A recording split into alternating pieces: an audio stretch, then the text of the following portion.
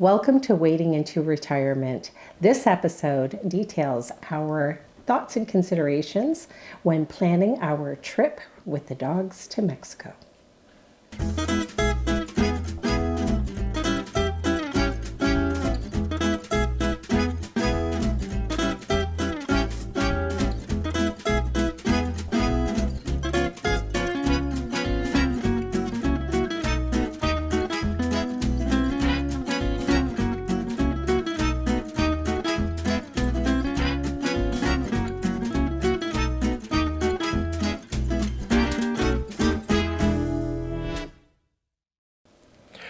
Welcome back, everyone. As Laura said, we thought we'd have an open discussion today around some of the factors we considered in planning our long drive from Ontario, Canada to San Miguel de Allende, Mexico. Yes, Michael, there was a lot of planning that has gone into this, but we first wanted to highlight what we took into consideration when dealing with that drive. So what are some of the things that were important to you to get us to San Miguel? And I think just to start, it's important to say that everyone's going to have different factors and tolerances for risk and the rest of that. This was just our thought process we thought we would share. So I think the first thing that came into my mind was how many hours per day did we want to drive? Because that kind of set the stage for how many nights we needed in hotels, when we would leave, what day we would get there. Well, and I guess we looked at, even before that, was what was our main priority. And for me, it was getting the dogs there with not as much stress as possible. And we chose not to fly them because we thought that that would be just too much for them. They tend to be a little bit high strung. So for me, it was the big thing was getting them there. And I agree. How many hours per day? Because if you've seen some of our episodes, you've seen the care that we have taken into getting them fitted for, a sling in the back and their Kurgo crash tested harnesses and all of that good stuff. And if you did miss it, take a look back. Go back. Yes. Yeah. So not knowing how the dogs would do in the car, because they've never made long trips in the car, we decided probably 8 hours of driving a day, which might end up being 10 hours of travel time when you stop to eat and let the dogs go to the bathroom and the rest of that. But that was the target we were looking for, was about 8 hours of drive time a day, which meant we were looking at a five-day trip in order to make our entire journey. So for those that may not know, the entire journey is about 4,200 kilometers. Yes, it's long. It's a long way. It is a long way. Plus, we also wanted to make sure that we were going to pass into Mexico at an opportune time. Yeah. So that was the second part of figuring out how many days we were going to drive. Was conventional wisdom is you stop right on the U.S. side of the border, you stay there overnight, and you cross first thing in the morning. And then you maximize your amount of daylight to drive in Mexico during the day. So that was our plan. So I kind of had to work backwards from there on the 8-hour thing. And then we got into hotels. Yes. So because we had to find pet-friendly hotels, I did a ton of research. You'd be surprised. There are many hotels that say they are pet-friendly. And then you read the small print, and you're allowed one dog and the dog has to be under 15 pounds as an example, or one cat and the cat has to be under 15 pounds. So just because it says it's pet friendly might not be pet friendly for you, depending on what situation that you're in. Size of your dogs is key, and the number of pets. That was the other thing. So I did find that Red Roof Inn was the one chain across the board where you could take, it sounds like, as many pets as you wanted into the room, whatever size you want. There was no extra charge. So they truly were a pet-friendly hotel chain. Yes. They also, quite frankly, didn't have a great reputation for a lot of other reasons. Some of their locations were a bit, Yeah. we had concerns. So safety is a priority for us. We are traveling with the majority of our life in one vehicle. So we want to make sure the car is a relatively safe spot for parking overnight and all those sorts of things as well. So there's so many factors to build into this. So safety is certainly a big factor in a lot of the planning that we did. Yes.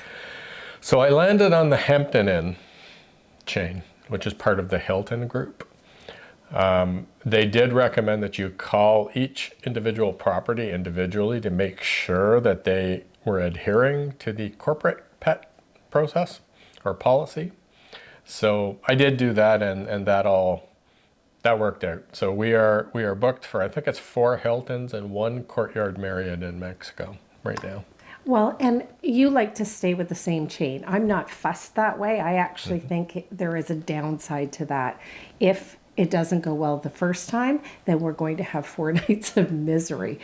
Some of the other places that were recommended when I did a quick search was using Airbnbs, which were considerably higher in costs and in cleaning costs. And then there was another one that somebody had suggested, and you said, again, it was kind of a hit and miss. Dreary? Drury. Yeah, I think it was that one. So anyway, there are some options, but I guess the main points for us was size of dog was a factor, and number of pets was a factor, and then you had to call each location. So those were the 3 key takeaways, I think, in our learning experience. Now, you did book one of the Hamptons that you didn't have a great experience booking it. Do you want to tell our friends out there?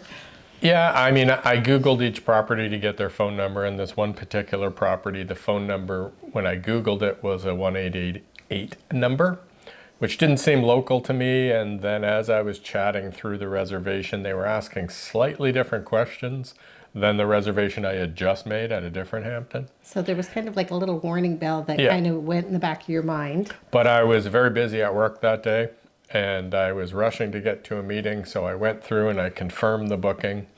And then afterwards I went back and looked, and I was booking with more of a hotel consolidator than the property itself. So A, the cost was higher. B, there were some hidden charges on there. So I called back right away to cancel the reservation. Got a whole bunch of reasons why I couldn't cancel it, and still haven't got my money back yet. Yeah, you got your $20 that guaranteed you that you would be That I could able cancel. to cancel Yeah. it. So just as a warning, make sure when you are talking and booking that you are actually talking to the location and not this consolidator, which left us both feeling very negative about that whole experience. But Yep. live and learn. Live and learn. Yeah, so after I did get my reservation from the consolidator, I phoned the Hilton property and said, hey, do I have a reservation there? And they said, no, you actually don't. So I felt like the entire thing was going to be a scam. Scam. That's why I tried to back out like a half hour after I booked it. But anyways, good point. Be careful of that.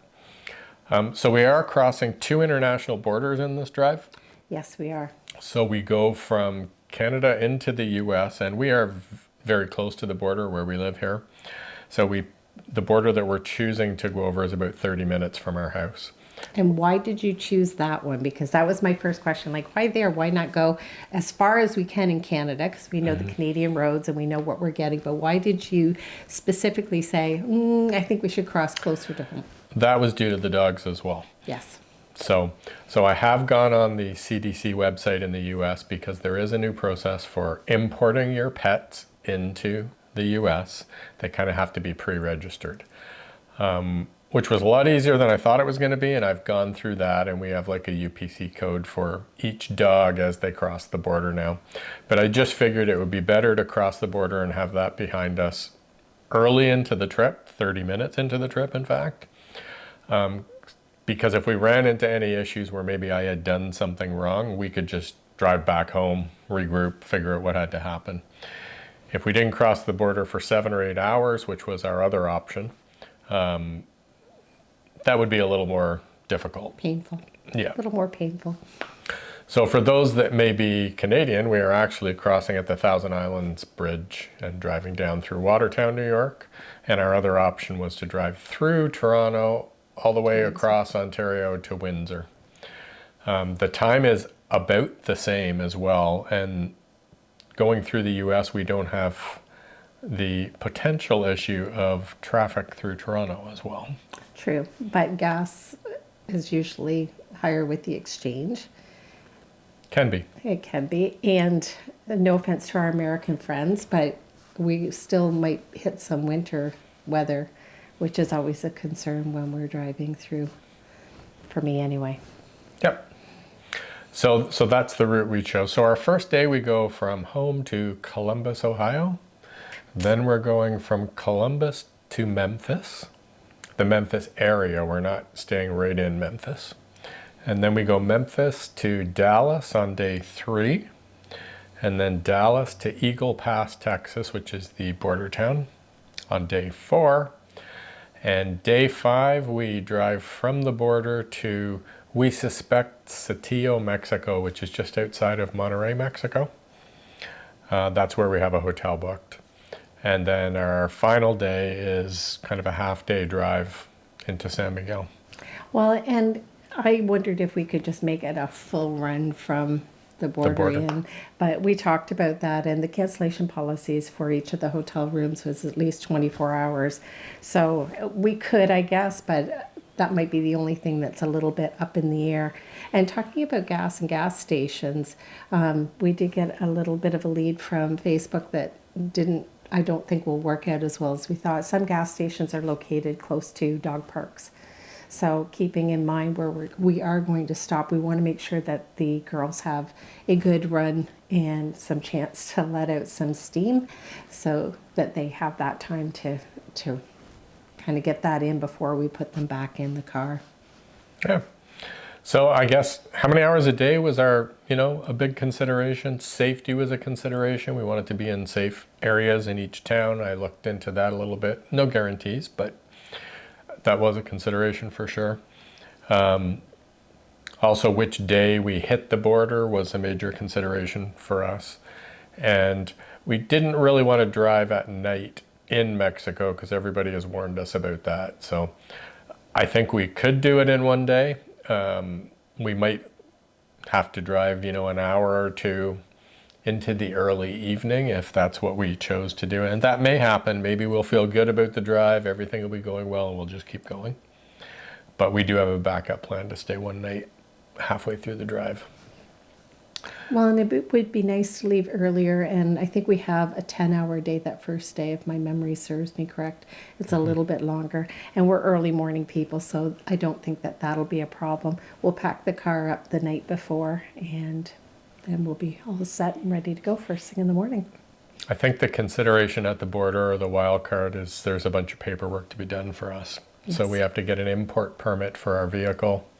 Don't know how long that's going to take, if there will be a lineup, if we'll have the right paperwork. I've read lots of stories where people had to drive back into town and photocopy things they didn't have and come back and try it a second time. So that's kind of why we're hedging our bets on the first day of driving in Mexico. Now watch, we'll probably make it right through the border like shit through a goose, Canadian saying. And we'll have a whole bunch of time on our hands, and then maybe we will do the full drive, but we will see. So I wonder what factors you, the listeners, have had when you've done a long drive like this through an international border. Is there anything else that, for those that may have actually done this drive, anything we should be considering or that you think that we've missed? We'd certainly be interested in hearing that as well. I'd be interested too to know if people bought dash cams and things like that to also use on their drive. We have something that we're going to kind of use for our drive, but I don't think it's a dash cam per se, is it? No, it's a GoPro that you can mount on your dash, but I have found they heat up really quick and they turn off really quick, so it's not really a dash cam in terms of leave it on for an 8-hour drive. I don't think it can cope with that, but I'd also be interested to hear what differences those that don't have pets. So what was your main consideration when booking? And did you decide to do it in a shorter span or a longer span of time? Yeah, if we didn't have pets, I'd be driving 16-hour days and we'd be there in 3 days. And I don't know, maybe that is actually a better thing for the dogs because we are going to visit the vet and see if we can get something to kind of slow their engines down a little bit, because they are 3 and soon to be 4 years old. So they are still full of life and P&V, as my mother used to say, piss and vinegar. So it should be interesting. They do tend to sleep a lot of the day, but 4 o'clock is kind of their zimmy time. So we'll want to make sure that we time our spots to stop for gas at that point, or maybe hotels. Yeah. Okay, well, we hope you enjoyed the content today. Again, we're just sharing our experience and some of the stuff that we thought of as we were planning this trip. Certainly interested in other opinions. Actually, one thing I'd be really interested in is anybody who's crossed the border into the US, which border did they use? Yes. Seems to be a lot of debate there. We're going with Eagle Pass, Texas, that border crossing there, but Laredo is an option as well.